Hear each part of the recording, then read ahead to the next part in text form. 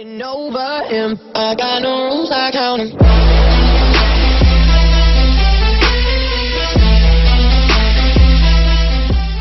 Hey guys, it's Brie. Welcome to my channel. Today I'm going to be doing a foundation wear test.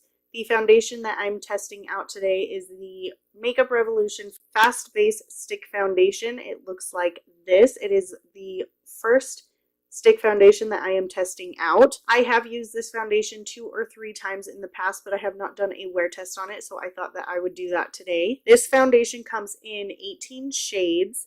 It retails for $9, which is really inexpensive. For some reason, stick foundations are usually a lot more expensive. I think $9 for a stick foundation is really good. I have the shade F10.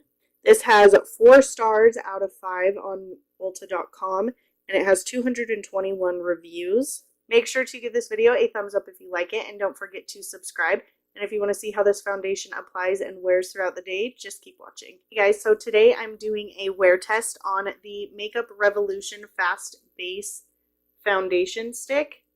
I have used this 2 or 3 times since I bought it, but I thought I would do a wear test on it and show you guys how it applies and wears throughout the day. I did film this eyeshadow look. It is look number 2 in my 10 looks using 1 palette series featuring the Subculture palette. So if you want to see that, I will link it down below. So starting out, I'm going to take the Too Faced 3-in-1 Hangover RX Replenishing Spray. I really love this spray. It really helps my skin feel very hydrated.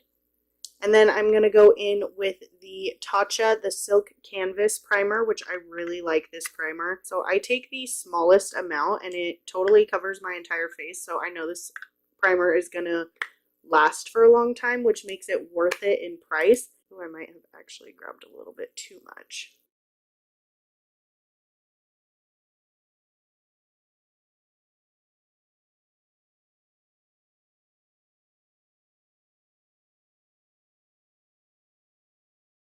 From using this foundation already, I know that I like to apply it with a brush and blend it out. It's the easiest way to get it to blend out. And then I will go over the top of that with my sponge. That's the best way that I get it to work for me. If I try to blend it out with my sponge, I feel like it's really hard to blend out and it takes me a long time and a lot of blending. I have the shade F10, which is pretty dark. Luckily, I'm still pretty tan right now, so I will show you on one side what it looks like. And I am using my Morphe M439 to blend that out.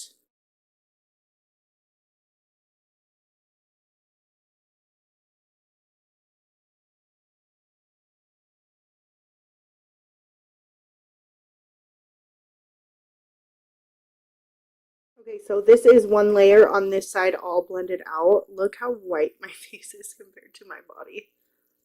So funny. It blends out super easily with a brush, so I do recommend a brush when blending this out. I just find it so much easier. You can see it actually has quite a luminous finish. It's very pretty. I did have quite a few breakouts this past week, so I have a lot to cover up right now. I don't know if you can hear my daughter through the baby monitor, but she is having a conniption. She's freaking out. She's acting like we don't do quiet time every day at 11. Now I just go in with the lightest amount on my forehead because my forehead is my problem area. And it always looks so bad. So I just go in with a really light amount and just really blend that out. Literally, she is losing her mind right now. She's been sick for the past 2 days. She's had a really bad fever, and today she doesn't have a fever, but she's just not happy with life, I guess. Okay, so on my cheeks, which these are always just my worst problem area besides my forehead just looking like crap all the time. So basically my whole face. So I'll just add just a little bit of a second layer onto my cheeks to build up that coverage. I would say it is about medium coverage. You can build it up to almost full coverage. Not everything is covered, but everything looks nice and even with that second layer on. My neck and my face are so light compared to the rest of my body.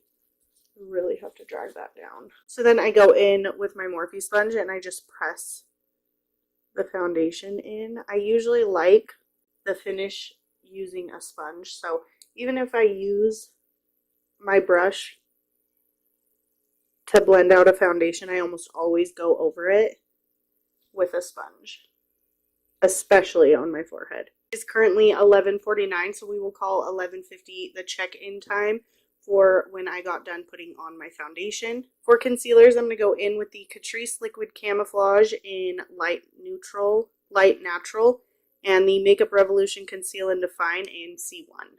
I focus the Makeup Revolution towards the inner corner. This one is almost gone. I accidentally grabbed my backup one. I love this concealer.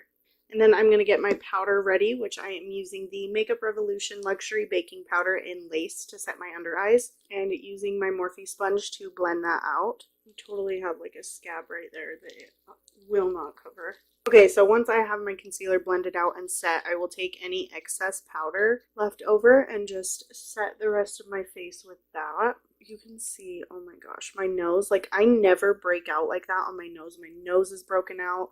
My forehead has like a bunch of these little like bumps all over like by my hairline, and I don't understand why. One thing about this foundation that I have noticed is that it is really sticky. Normally after I powder my face, I like to spray a setting spray just to kind of melt it all together. So I'm going to use the Too Faced Hangover spray again. Then I'm just going to contour and bronze really quick. I'm going to use the Kat Von D Shade and Light palette and Physicians Formula Butter Bronzer.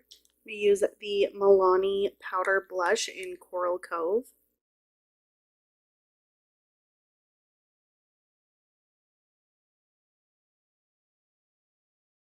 Highlighter, I'm going to use Mary Luminizer by The Balm.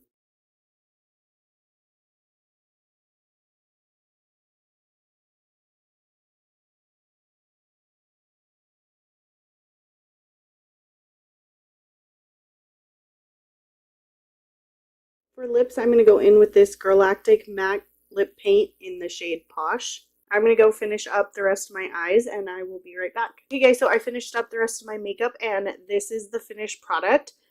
I did have a weird thing happen right here when I was putting on my contour. It was like it wasn't all the way dry yet, so it got a little patchy right here. It was super weird. I've never had that happen before.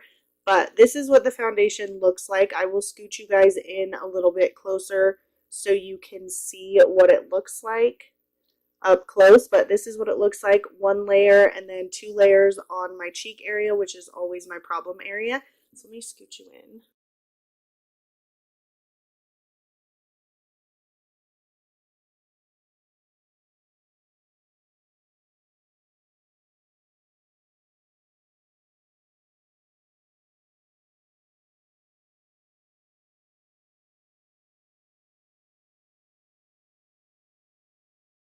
That is what my skin is looking like up close right now. It is currently 12:19. We called the check-in time 11:50. So I will check in with you guys in a couple hours to show you how the foundation is wearing. Okay guys, so it is currently 4:46. So this foundation has been on for almost 5 hours. I'm going to bring you guys in closer and dim the lights a little bit so we can see what's going on.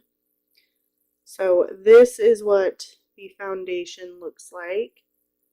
It is a pretty dewy foundation, but I don't look overly oily. I don't think. I haven't touched my makeup or anything. So I do have the creasing in my forehead. Thank you to age and getting old.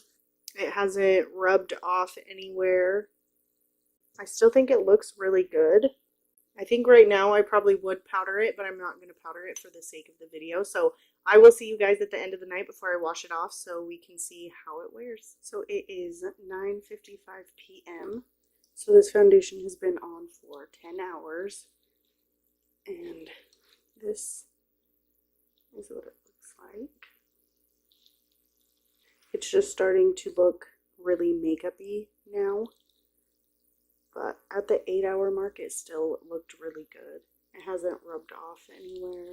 It doesn't look too cakey anywhere except for my forehead, which my forehead always looks bad. So, but yeah, this is 10 hours of wear. I like this foundation. Okay, guys, so those were all of my thoughts on this foundation. Make sure to give this video a thumbs up if you like it. Don't forget to subscribe if you haven't already. I post 3 videos every week. Thank you so much for watching, and I'll catch you in my next video. Getting over him. I got no rules, I count 'em.